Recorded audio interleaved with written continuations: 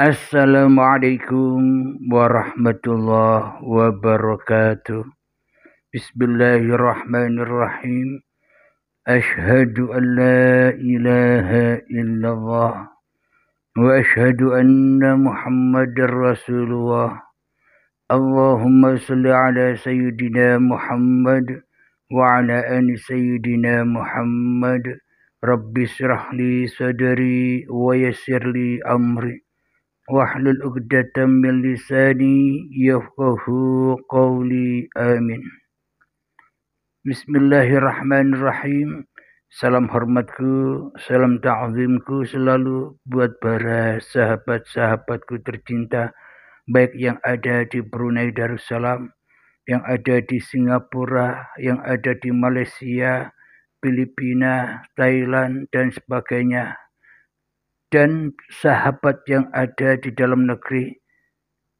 Semoga kita semua senantiasa selalu di dalam lindungan Allah, selalu di dalam penjagaan Allah Subhanahu wa taala.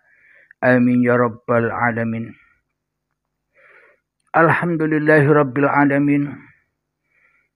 Sejak sebelum salat subuh tadi sampai saat ini selalu terngiang-ngiang di dalam dada saya. Ada judul Allah najis dan haram bagiku. Judul inilah yang terngiang-ngiang sejak sebelum sholat subuh tadi. Alhamdulillahirabbil alamin. Selama ini manusia atau kita semua hanyalah mengenal Tuhan seperti apa yang kita prasangkakan di dalam masing-masing hati kita. Kata kita, tiada Tuhan selain Allah. Akan tetapi di dalam dada kita najis dan haram keberadaan Allah bagi kita. Karena yang lebih suci bersih yang ada di dalam dada kita hanyalah Abdul Halim, hanyalah diri Anda, hanyalah nama-nama Anda sendiri-sendiri di dalam dada ini. Bagaimana mungkin apa yang kita pahami, apa yang kita nyatakan di dalam kehidupan ini, bahwa sebenarnya hanyalah Tuhan yang berkuasa atas manusia. Sedangkan di dalam dada kita yang berkuasa atas diri manusia kita masih diri manusia kita sendiri. Karena Allah najis dan haram berada di dalam dada kita, kecuali diri kita sendiri yang suci, bersih, di dalam berkuasa atas kehidupan, di dalam berkuasa atas kuasa-kuasa, atas apapun yang kita kerjakan. Kita seolah-olah memegang kendali seperti Tuhan di dalam dada kita. Di dalam Al-Quran, Inna syaitana lakum aduwwum mubin. Sesungguhnya syaitan itu adalah musuh yang nyata bagimu. Jadi sebenarnya syaitan, iblis, jin, dajjal itu tidak goib alias nyata bagimu. Ketika Allah, ketika Tuhan itu masih haram dan najis menempati kerajaan di dalam singgasana hatimu. Itulah yang dimaksud setan yang nyata bagimu ketika dirimu lebih wujud daripada diri Tuhanmu. Ketika diri kita lebih nyata daripada kenyataan Tuhan kita. Ketika diri kita lebih hidup daripada hidup Tuhan kita. Ketika kita merasa lebih ada, lebih berkuasa, lebih tahu akan keberadaan diri kita sendiri, yaitulah iblis atau setan yang nyata itu. Kita lebih tahu dengan akuan, dengan diri kita sendiri. Kita lebih mengenal Abdul Halimnya. Anda lebih mengenal diri Anda daripada mengenal Tuhan yang menciptakan Abdul Halim. Daripada Tuhan yang menciptakan diri Anda. Jadi Allahnya, Tuhannya masih haram dan najis menempati bait yang ada di dalam dada kita. Bait yang ada di dalam dada kita masih dihuni oleh diri kita sendiri. Bait di dalam hati kita masih kita kuasai bagi kita sendiri. Berarti baitnya masih suci di dalam keakuan diri manusia kita sendiri. Jadi najis dan haram Tuhan menempati, najis dan haram Tuhan menguasai, najis dan haram Tuhan hadir di dalam dadaku. Karena yang menempati, yang hadir, yang nyata, yang ada, yang wujud masih diri manusiaku sendiri. Jadi inilah yang dimaksud dengan judul Allah najis dan haram bagiku. Karena diriku merasa bisa suci-suci sendiri. Karena diriku merasa yang paling bersih yang ada di dalam bait suciku sendiri. Siapakah bait suciku sendiri? Inna syaitana lakum aduwwum mubin tadi. Karena manusianya masih jadi setan, iblis, dajjal, ya'jud wa ma'jud, jin, dan sebagainya. Maka alam misteri-misteri itu akan muncul banyak di dalam bait yang kotor. Kotor kenapa? Karena baitnya tidak dikuasai oleh yang maha suci. Dan karena baitnya, rumahnya di dalam dada kita masih dihuni oleh para dedengkot-dedengkotnya keburukan. Yakni dedengkot rajanya keburukan adalah Abdul Halim ini.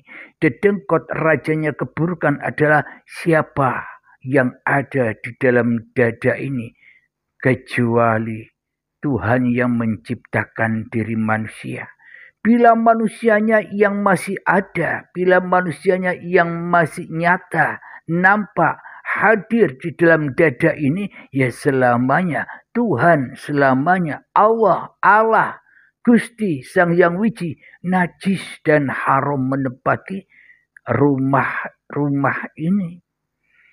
Jadi kolbun kafirin baitun nas menurut Tuhan loh ya. Kolbun kafirin, hatinya orang-orang yang kafir, hatinya orang-orang yang ingkar kepada Tuhannya, yakni ketika di dalam dadanya masih ada wujud manusianya. Sedangkan Tuhannya goib, sedangkan Tuhannya hanya angan-angan saja, sedangkan Tuhannya hanya prasangka-prasangka diri manusianya saja.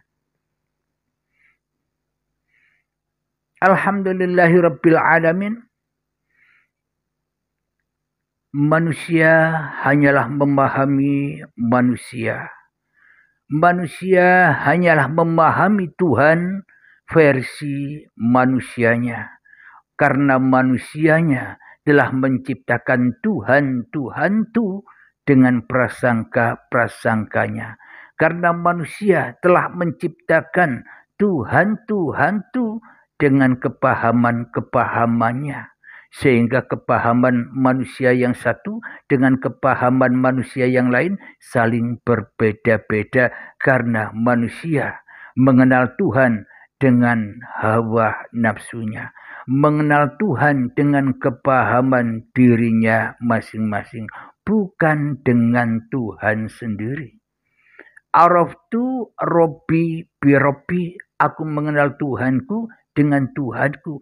Hanya Tuhanlah yang mengenal diri Tuhan itu sendiri.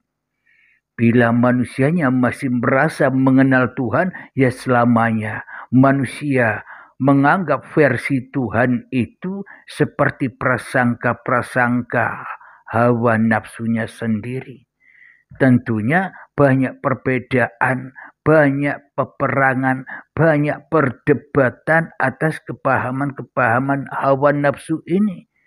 Kenapa? Karena setan selalu mengadu domba antara manusia dan manusia yang satu dengan manusia yang lain agar selalu bermusuhan, agar selalu berperang karena beda pemahamannya. Sedangkan pemahamannya salah semua. Tapi di dalam dada kita mengakui bahwa kepahaman kita yang paling benar. Karena di dalam dada kita Tuhan masih haram dan najis menempati bait-bait suci yang ada di dalam diri kita. Karena diri kita lah yang merasa bisa menjaga bait suci diri kita sendiri. Jadi bagi siapakah qalbun mu'minina baitullah itu? Hanya bagi Allah lah yang mengatakan qalbun mu'minin baitullah. Hatinya orang-orang yang beriman itu ketika di dalam dadanya sudah suci, bersih, kesucian, kekuasaan, keberadaan, kehadiran Allah itu sendiri. Maka suci bait ini.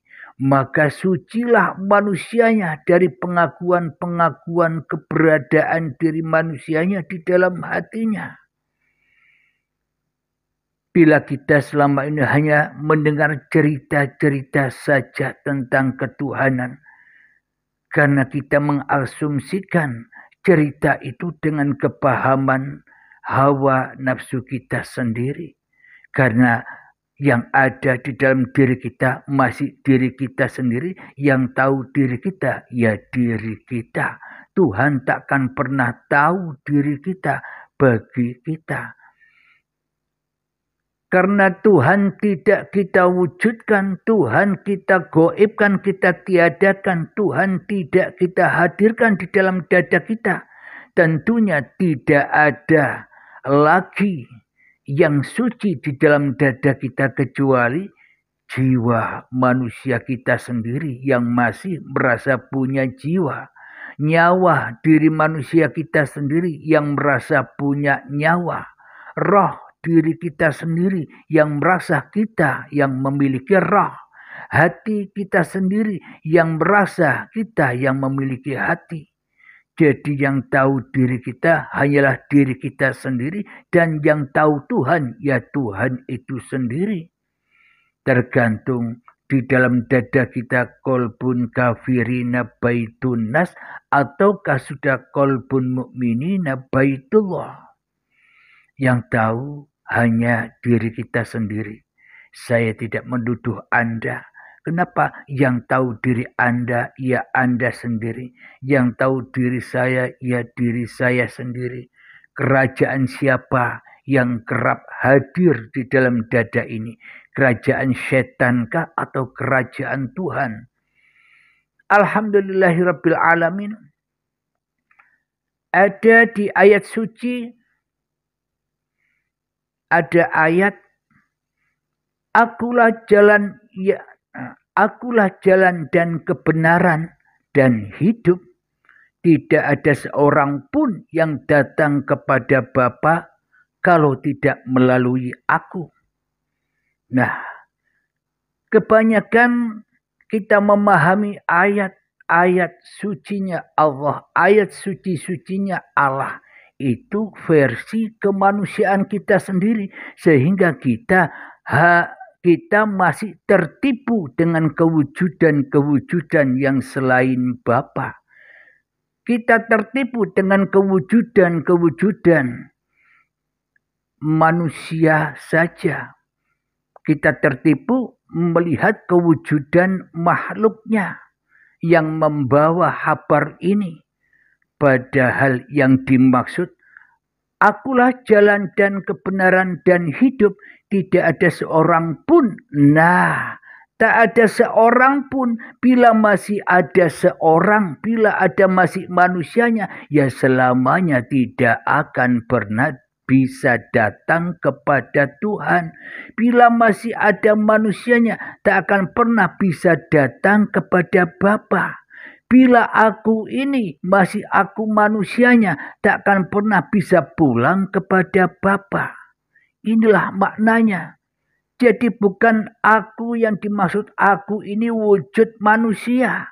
Jadi yang bisa bilang aku, yang bisa berkata aku ini siapa? Bila bukan sang pencipta, bila bukan sang hidup, bila bukan yang menguasai manusia itu sendiri.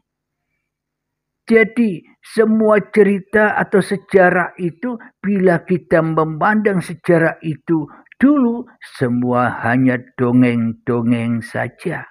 Tapi yang dimaksud sejarah diri kita berasal dari mana? Keberadaan wujud diri kita datangnya dari mana? Kehadiran kita di dunia ini datangnya dari mana? Bila bukan datang dari Allah itu sendiri, lantas dari mana lagi? Karena kita selama ini terhijab, terhalang kepada keakuan keberadaan kita sendiri. Sehingga yang difahami, sehingga yang diikuti wujud-wujud makhluknya.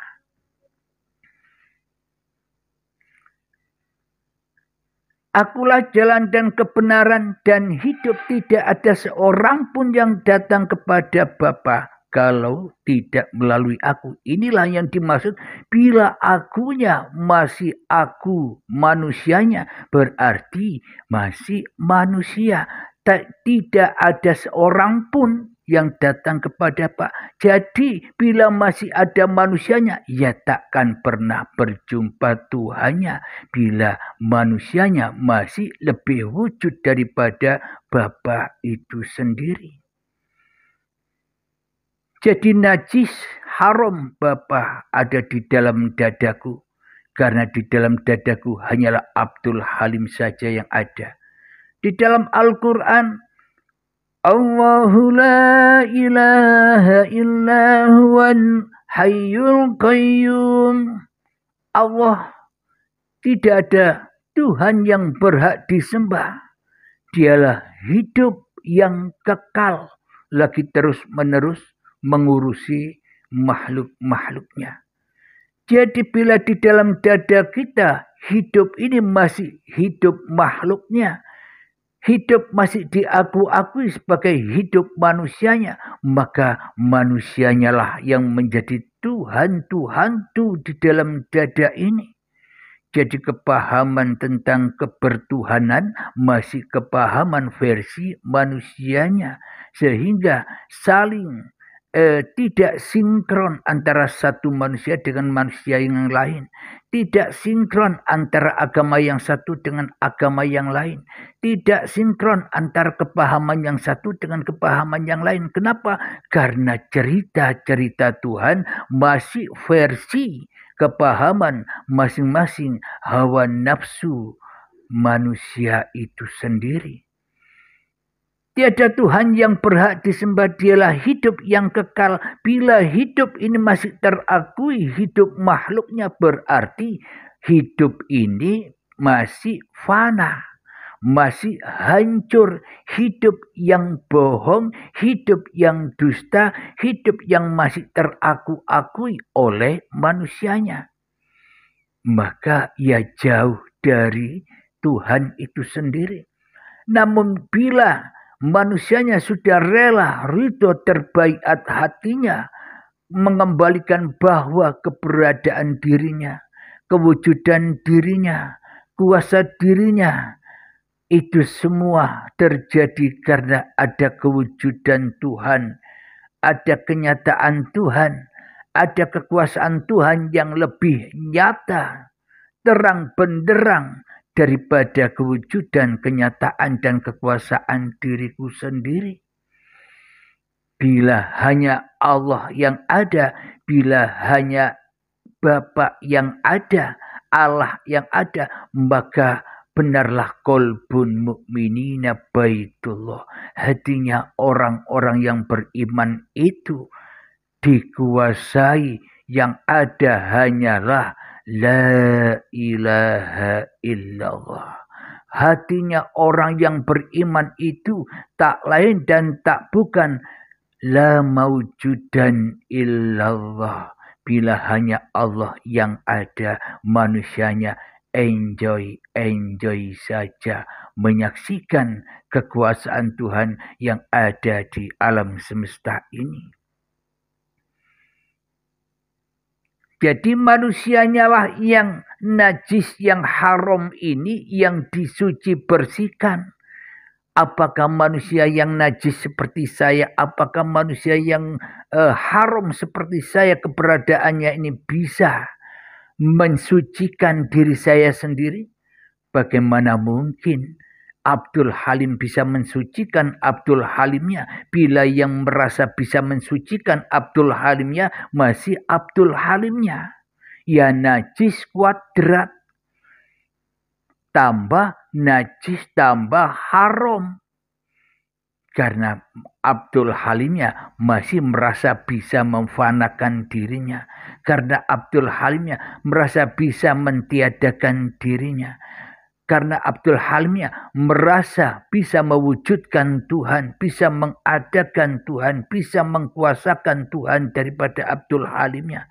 Ini kan juga masih prasangka bahwa Abdul Halim merasa ma'rifatullah, merasa bisa jaga-jaga Allah. Berarti qalbun kafirina baitunas sebenarnya yang ada. Inilah yang dimaksud iblis lebih bermakrifat daripada manusia. Ya kenyataan Abdul Halim yang merasa makrifat inilah iblis yang lebih makrifat daripada manusia ini. Barangnya. Jadi yang bisa mensucikan manusia-manusia yang telah diciptakan Tuhan ini ya Tuhan sendiri. Bila hati manusianya sudah terbaiat manusianya, maka tiada Tuhan yang berhak memelihara manusia itu kecuali Tuhan itu sendiri. Disinilah manusia akan menjadi kaya, akan menjadi lapang, akan menjadi rasul-rasulnya Tuhan, akan menjalankan apa yang diperintahkan Tuhan. Kenapa? Karena yang ada hanya Tuhan. Karena yang ada hanya Allah. Karena yang berkuasa hanya Allah, hanya Gusti, hanya Sang Yang Widi. Tentunya semua yang ada pada diri manusia inilah kebenaran, keberadaan Sang Pencipta diri manusia itu sendiri. Apapun yang tergelar atas manusianya, bagi Tuhan, bagi Allah, bagi Bapa, bagi Sang Yang Widi, tak ada salahnya menggelar apa yang telah diciptakannya. Namun kesalahan itu kan ada bagi manusia yang masih merasa benar dengan kepahamannya. Maka menghukumi manusia-manusia yang tidak sependapat dengan diri kita, kita anggap manusia itu sesat. Kita anggap manusia itu kafir. Kita anggap manusia itu salah. Salah paham. Kenapa? Karena kita merasa paham dengan rahasia-rahasia Tuhan. Akan tetapi bila Tuhan itu sendiri yang paham, bila qalbun mu'minina baitullah, bila Allah sudah berkuasa atas singgasananya, bila Allah sudah berkuasa atas diri manusianya, maka manusianya enjoy saja diperankan, enjoy saja digerakkan, dikuasai oleh Tuhannya. Karena tugas manusia di dunia ini hanyalah wa ma khalaqtul jinna wal insa illa liya'budun. Tidak kuciptakan jin dan manusia hanyalah untuk mengabdi kepadaku. Di sini mengabdi itu bukan seperti mengabdinya pemahaman manusia, seperti abdi, seperti budak-budak yang dipahami oleh manusia. Yang dimaksud mengabdi di sini bukan budak-budak yang kita pahami selama ini, akan tetapi mengabdi itu inna lillahi wa inna ilaihi roji'un, datang dari Allah dan kembali kepada Allah. Inilah yang dimaksud wa ma khalaqtul jinna wal insa illa liya'budun. Tidak kuciptakan jin dan manusia kecuali hanya untuk ku perankan. Jadi manusianya bila belum terbaiat hatinya, maka najis, haram Allah yang memerankan diri manusianya. Kenapa? Karena manusia merasa bisa berkuasa sendiri atas apa yang dilakukannya, atas peran yang dikerjakannya. Karena manusia telah menjadi Tuhan-Tuhan bagi dirinya atas kepahamannya. Maka bila yang haram yang ada, bila manusianya yang ada, maka semuanya ya kotor, najis. Melihat orang lain yang beda pemahaman seolah-olah kotor dan najis. Hanya diri kita yang merasa benar. Inilah yang dimaksud setan lebih makrifat daripada manusia. Ya seperti ini barangnya. Akan tetapi bila manusia kembali kepada jalan kebenaran, kepada hidup, maka tinggalkanlah kemanusiaanmu dan tak satu pun manusia bisa datang kepada aku tanpa melalui aku. Maknanya yang bisa bicara aku ini siapa? Itulah hidup ini. Jadi bila hidup masih terbelenggu dan terpenjara oleh diri manusianya, selamanya manusianya salah paham dan selamanya manusianya sengsara di atas keberadaan baik yang ada pada dirinya. Maka selamanya tak akan pernah suci bersih, pulang kepada yang maha suci, karena manusianya masih merasa suci. Mohon maaf ya.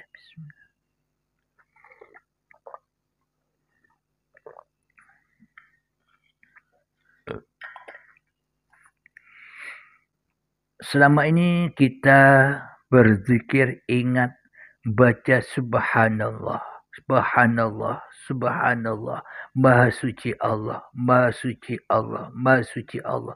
Bila yang masih mensucikan Allah itu masih manusianya yang merasa bisa berzikir subhanallah, berarti manusianya lebih suci daripada Tuhan.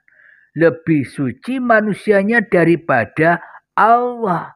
Lebih suci manusianya daripada Bapa, Allah, Sang Hyang Widi dan sebagainya. Bila manusianya masih merasa bisa berzikir, bisa ingat manusianya dengan manusianya, maka tak seorang pun bisa datang kepada aku tanpa melewati aku. Maknanya bila masih ada wujud manusianya, bila manusianya belum disalibkan, bila manusianya belum dimatikan, bila manusianya belum terbaiat hatinya, maka selamanya tak akan pernah bisa selamat pulang kepada Sang Pencipta. Selamanya tak akan pernah bisa inna lillahi wa inna ilaihi roji'un. Kenapa? Karena setiap kali kita berujar, setiap kali kita melihat, setiap kali kita berpikir, setiap kali kita merasakan, setiap kali kita bisa melihat segala sesuatu, semuanya seolah-olah bersumber dari hawa nafsu kita sendiri. Haram, najis Allah itu bagi diri kita bila yang ada masih manusianya. Maka bila manusianya sudah terbaiat hatinya dan manusianya berani murtad kepada diri manusianya sendiri, maka disitulah jalan kebenaran.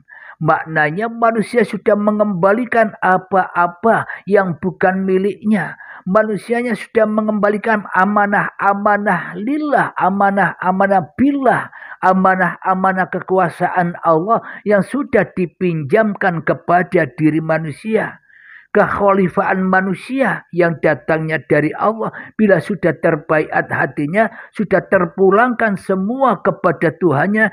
Ya ayyatuhan nafsul mutmainnah. Wahai jiwa-jiwa yang tenang. Maka manusia itu akan tenang hatinya, damai, tidak salah menyalahkan, tidak hujat menghujat, selalu toleransi, selalu menghargai, selalu kasih dan sayang kepada sesama. Bila hati manusianya itu sudah tenang, sudah senang, sudah gembira, sudah bahagia. Bagaimanakah untuk menempuh jalan ketenangan? Bagaimanakah jalan untuk menempuh jalan kesabaran, jalan kesyukuran, jalan kebahagiaan? Bagaimanakah caranya agar hati kita bisa tenang hidup di dunia ini? Caranya tak lain dan tak bukan hanyalah irji'i ila rabbiki radiyatan mardiyah. Irji'i, pulangkanlah, kembalilah kamu diriku, asal kewujudan, asal kehidupan, asal kehadirannya dari siapa? Bila tanpa Allah, tanpa Tuhan, tanpa Allah, tanpa Bapa, tanpa Sang Yang Widi, tanpa Gusti, maka selamanya manusia takkan pernah ada dan terwujud serta hidup. Bila manusianya masih merasa bahwa wujud hidup ini masih kuasa manusianya, selamanya manusia hidup di dalam kesengsaraan, hidup di dalam penderitaan, hidup di dalam ketakutan di dunia ini. Bagaimanakah caranya supaya ketakutan, penderitaan, kesusahan itu lenyap dalam diri kita? Ya caranya baiat suci, maknanya sucikanlah dirimu, kembali kepada Tuhanmu, karena yang ada hanyalah Tuhanmu yang maha suci, yang bisa mensucikan dirimu. Irji'i ila rabbiki radiyatan mardiyah. Pulangkanlah kekhalifaanmu, pulangkanlah kerasulanmu, pulangkanlah kewujudanmu, pulangkanlah keberadaanmu. Tanpa keberadaan Tuhan, tanpa keberadaan Allah, tanpa keberadaan Bapa, Allah, dan sebagainya, kita takkan pernah ada, kita takkan pernah terwujud. Pulangkanlah itu semua dengan rela dan ridho. Bila kita tak rela dan tak ridho, bagaimana mungkin ketemu dengan keridhaan Allah? Bila kita sendiri saja tidak rela dan tidak ridho, Allah wujud. Sedangkan kita saja tak rela dan tak ridho, Allah hidup. Sedangkan kita sendiri tak rela dan tak ridho, Allah berkuasa atas diri kita. Bagaimana mungkin kita mendapatkan keridhaan dan jalan keselamatan itu bila kita masih merasa mengaku-akui kekhalifaan ini, bila kita masih mengaku-akui kerasulan ini, bila kita masih mengaku-akui kewujudan makhluk ini di dalam dada ini. Jadi serahkan total general, baiat sucikan, usirlah, murtadlah kepada dirimu sendiri di dalam dadamu, maka suci bersihlah bait ini dari pengakuan dirimu. Bila sudah suci kekuasaan bait ini dari dirimu di hatimu, maka benarlah tidak seorang manusia pun bisa menuju aku tanpa aku. Berarti manusianya harus tiada dulu, manusianya harus dimatikan dulu, manusianya harus disalib dulu, baru bertemu dengan jalan kebenaran itu. Yang ada hanyalah Sang Esa yang mengesai, yang menguasai, yang mewujudkan segala sesuatu. Inna syaitana lakum aduwwum mubin. Allah lah yang berkuasa atas segala sesuatu, ya termasuk sesuatu itu diriku dan dirimu dan diri Anda semua, itulah segala sesuatu itu di dalam liputannya. Jadi bila kita sudah serahkan hidup dan badan, kita sudah serahkan seluruh apa yang kita aku sebagai milik kita, harta, uang, jabatan, kekayaan, anak, istri, suami, dan bahkan hidup dan badan ini sudah kita serahkan lewat pintu terbaiatnya hati, maka fadkhuli fi ibadi. Bila kita sudah rela dan ridho bahwa semuanya ini hanyalah milik Allah, maka kita akan masuk ke dalam golongan orang-orang yang mengabdi, golongan orang-orang yang kembali. Jadi mengabdi di sini bukan mengabdi dengan sholat-sholat yang kita lakukan. Mengabdi di sini bukan mengabdi berangkat ke masjid, ke gereja, ke wihara, dan sebagainya. Bukan di situ tempat mengabdi. Itu semua kan buatan-buatan makhluk. Masjid, gereja, pura, wihara itu kan buatan manusia. Jadi mengabdinya manusia itu bukan kepada buatan manusia. Akan tetapi tempat kembali untuk mengabdi itu yaitu adalah sesuatu yang diciptakan Allah langsung. Siapakah yang diciptakan Allah langsung yang bukan buatan manusia? Ya diri manusia kita inilah tempat untuk mengabdi. Maknanya tempat untuk mengabdi itu apa? Ya kembalikan kewujudan diri ini, kembalikan kehidupan diri ini, kembalikan kekuasaan diri ini kepada Allah. Itulah fadkhuli fi ibadi, golongan orang-orang yang mengabdi di dalam qalbun mu'minina baitullah. Jadi orang-orang yang sudah di dalam bait suci, di dalam baitullah, sudah di dalam rumah Allah, yakni bagi orang-orang yang sudah mensucikan diri kemanusiaannya. Dan tak seorang pun bisa kembali ke jalan kebenaran kecuali lewat diriku. Maknanya diriku yang bisa bicara diriku. Hidup ini sudah diserahkan kepada uripe Allah. Bila hidup ini masih hidup manusianya, ya selamanya takkan pernah bisa menyerah kepada Allah, karena manusia sudah mengalahkan Allah di dalam dadanya. Bila manusianya sudah kembali mengabdi, kembali ke dalam lillah, ke dalam baitullah, maka itulah yang dimaksud mengabdi itu. Bukan mengabdi yang dipahami oleh manusia dengan sholat, dengan zikiran, dengan sholawatan, dengan perbuatan baiknya. Bukan itu mengabdi. Itu semua kan mengabdi kepada hawa nafsunya. Itu semua kan mengabdi kepada kepentingan-kepentingan, kerakusan-kerakusan hawa nafsunya. Karena manusia memahami Tuhan dengan hawa nafsunya, maka yang disangka mengabdi, ya mengabdi versi hawa nafsunya. Padahal mengabdi di sini, kembalilah kepada bait suci agar suci hatimu tanpa diri manusiamu lagi. Itulah orang-orang yang mengabdi, orang-orang yang sudah kembali dari Tuhan, kembali kepada Tuhan tanpa diri manusianya. Apalagi sholatnya, ibadahnya, memujinya, kasih sayangnya. itu semuanya harus dibaiat semua, disucikan semua dari diri manusianya. Bila manusianya masih ada, maka najis terus jiwa ini. Maka tak seorang pun, saya baca ayatnya lagi,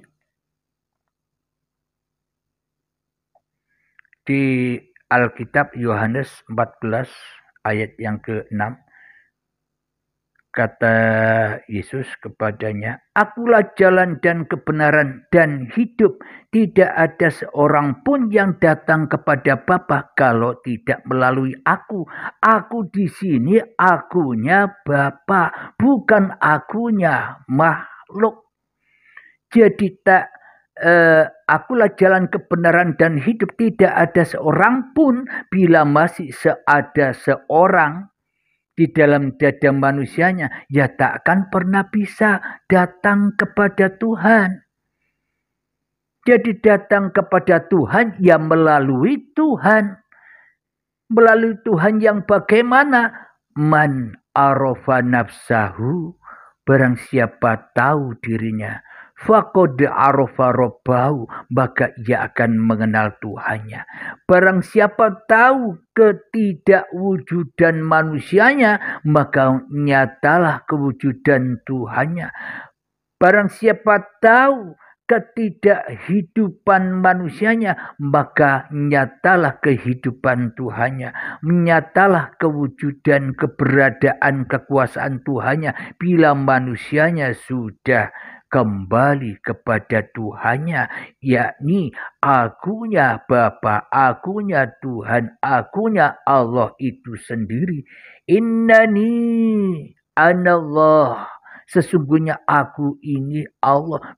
Bukan berarti Abdul Halim ngaku Allah lo ya. Jangan salah paham. Bila hatinya belum terbaiat, pasti salah paham. Innani anallah. Lah yang bisa bilang innani anallah itu kan masih Abdul Halimnya.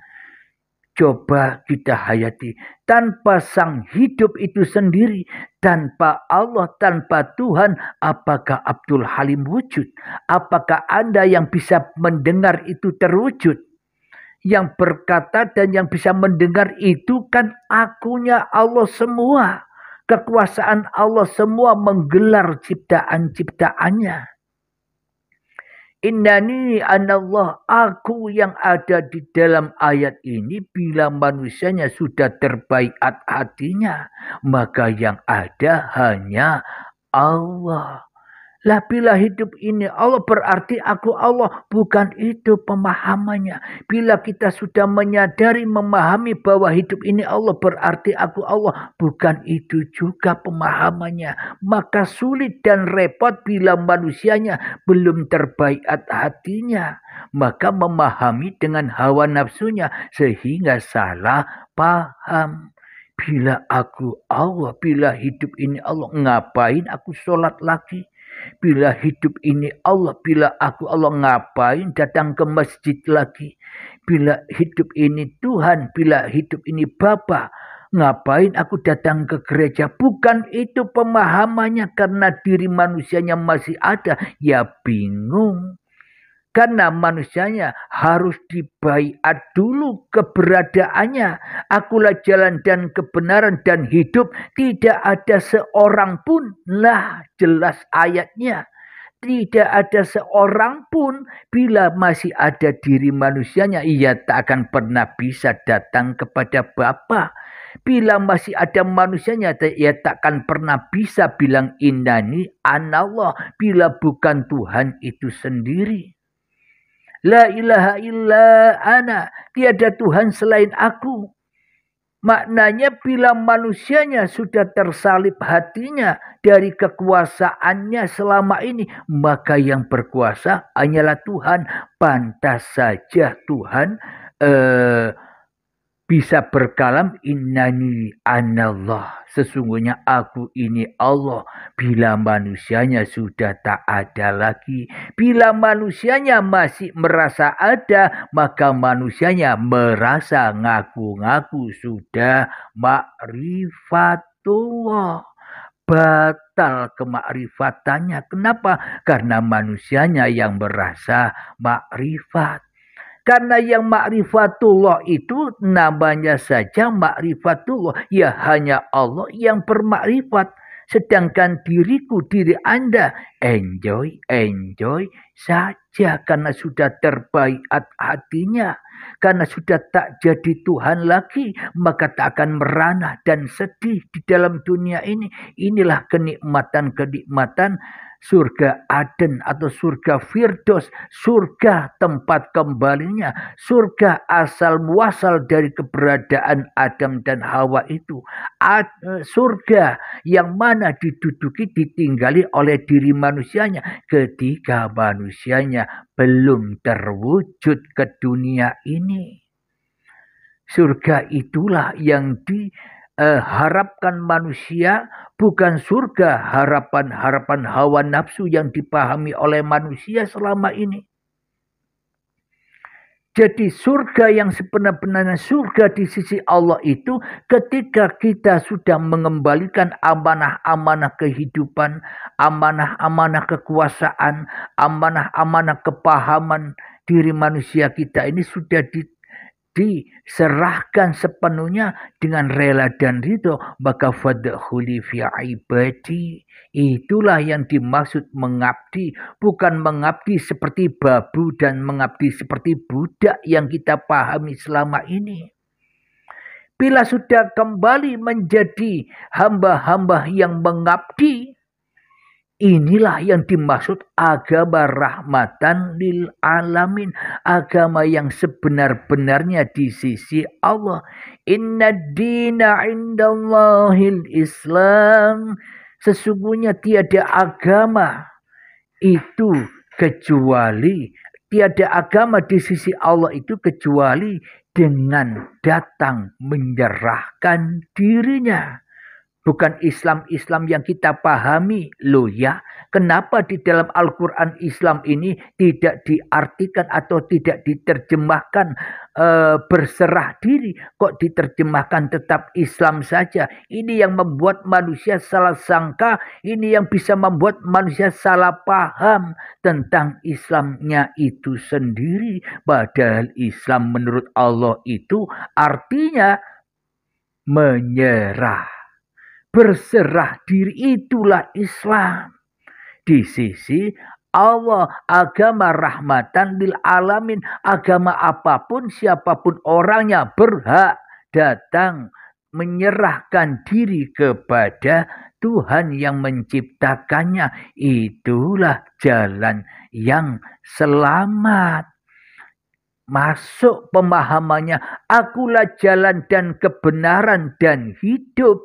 Tidak ada seorang pun yang datang kepada Bapa kalau tidak melalui aku. Maka tiada seorang pun bisa kembali kepada Tuhannya tanpa ia berserah diri kepada Tuhannya. Itu maknanya. Kalau kita memahami kewujudan makhluknya, kita selamanya tertipu dengan kepahaman-kepahaman hawa nafsu kita sendiri. Ada di dalam Al-Quran surat Al-Anfal ayat yang ke-17. Bismillahirrahmanirrahim. Falan taqtuluhum walakinna Allaha qatalahum. وَمَا رَمَيْتَ إِذْ رَمَيْتَ وَلَكِنَّ اللَّهَ رَمَى وَلِيَبْلِيَ الْمُؤْمِنِينَ مِنْهُ بَلَاءً حَسَنًا إِنَّ اللَّهَ سَمِيعٌ عَلِيمٌ. Yang artinya, maka sebenarnya bukan kamu yang membunuh mereka, melainkan Allah yang membunuh mereka. Dan bukan engkau yang melempar ketika engkau melempar, tetapi Allah yang melempar. Allah berbuat demikian untuk membinasakan mereka dan untuk memberi kemenangan kepada orang-orang yang beriman dengan kemenangan yang baik. Sungguh Allah Maha mendengar dan Maha mengetahui.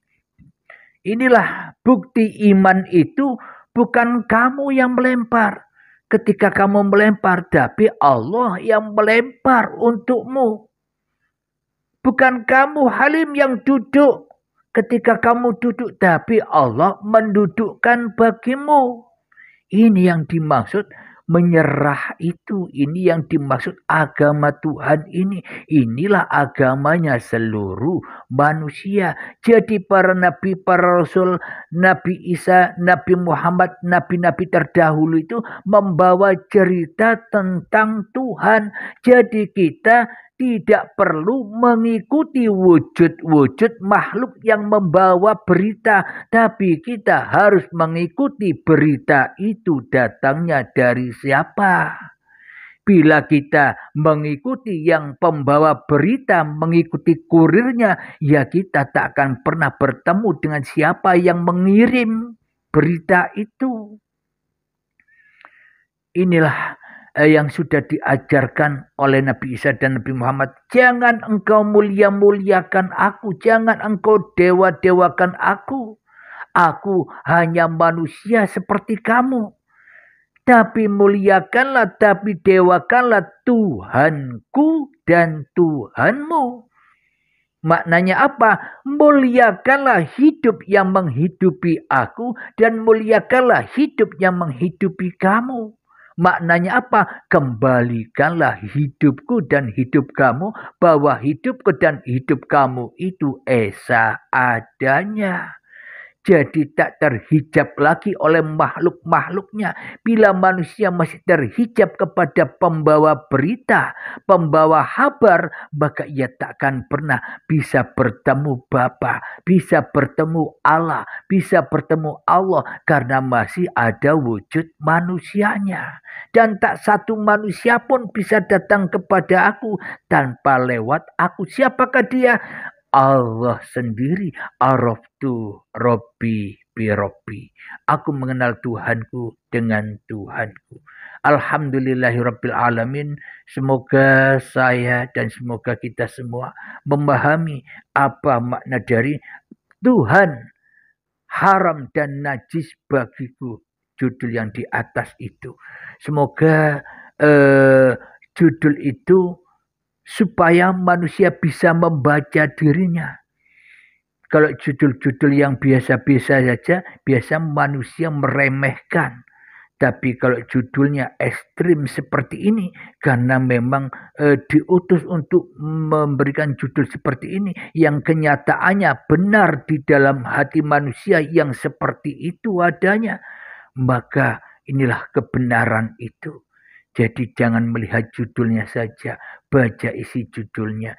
Jadi jangan melihat keburukan saja, baca hikmah di dalam keburukan itu sendiri. Ternyata kita selama ini tak pernah membaca diri kita sendiri.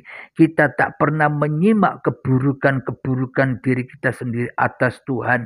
Karena kita lebih cinta, lebih senang menyimak keburukan-keburukan orang lain saja. Itulah adu domba setan itu, supaya kita merasa mulia, supaya kita merasa benar. Ya sampai kapan jadi temannya setan di dalam neraka, di dalam keburukan. Alhamdulillahirabbil alamin. Semoga di ba'da subuh yang indah ini kita mendapatkan jalan untuk menuju kebenaran yang sudah diserukan Tuhan kepada seluruh ciptaannya ini. Amin, amin, ya rabbal alamin. Dan akhir kalam, assalamualaikum warahmatullahi wabarakatuh.